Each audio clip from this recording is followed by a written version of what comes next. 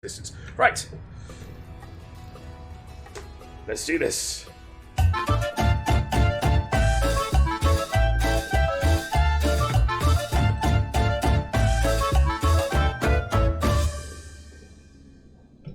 All right, settle down, everyone. Settle down. Settle down. Settle down. Jean Valot posits the following joke. That's an A-level joke in my view. Yeah. Well, sometimes it's important to do the more advanced work, just to give the pupils a flavour of what what goes beyond. It is the right thing to do. Oh, Sparky. Oh, nails down a blackboard. Nails down a blackboard. Because it never is. Never is. It's always the most ideologically appropriate thing. Anyway, Jean Valot writes, I was worried I was going to lose my job in the Department for Education. But in the end, they just gave me a knighthood by my silence. So, there's this chap. I won't name him. But he was the education secretary. His identity doesn't really matter. But he was education secretary. I don't want to become famous, Bobby, thank you. Why all this? Yes, he was the education secretary during the pandemic. You know, that pandemic, the ongoing pandemic that we're all in. Yes. Anyway, he made some poor decisions. And through those poor decisions, he fluffed up. And is it 1 year or 2 years of A-levels? I think it's 2 years of A-levels. Yeah. So what did he do? Well, this is slightly an inheritance of the fallout of Michael Gove, of course, because Michael Gove came in and said, "Oh, coursework, blah blah blah. Let's get rid of all the coursework and stuff, and let's just do exams. Everything should be based on an exam." Terrible idea for all sorts of reasons. But I can understand why it might suit public school peeps. I just got your joke, MSP Bush.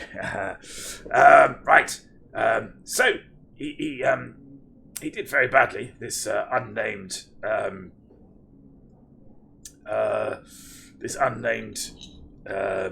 education secretary, and eventually he got shuffled out of the job.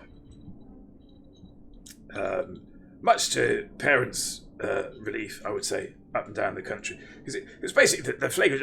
They brought in an algorithm to calculate, because they thought, the teachers can't be trusted to work out everyone's A-level results, because that was it. They couldn't do the A-level exam, so instead it was like, we can base it on results and mocks and whatnot. There are problems with basing it on mocks, certainly, but generally speaking, leaving it up to the teacher to determine how poorly or otherwise a pupil was doing.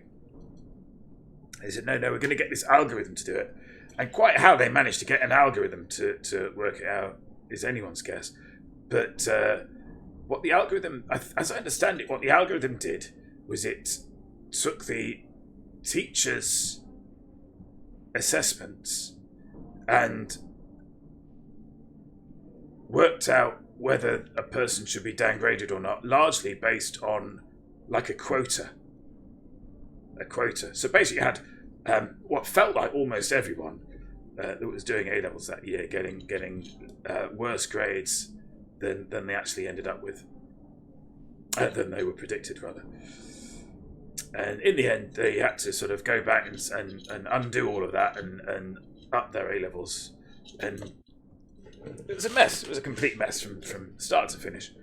Anyway, he's gone now, but wouldn't you know it, Boris Johnson's only gone and given him a knighthood. And no one really knows why. What this joke is suggesting is that Gavin Williamson may have been privy to information about Johnson's handling of the pandemic and subsequent parties or whatever Russian donations. I don't know. I'm not an expert. I've got better things in my life to be focusing on than a corrupt party addicted to Russian money, whose motto should be either "the devil's in the denial" or "too little, too late." I've got, we don't do politics here.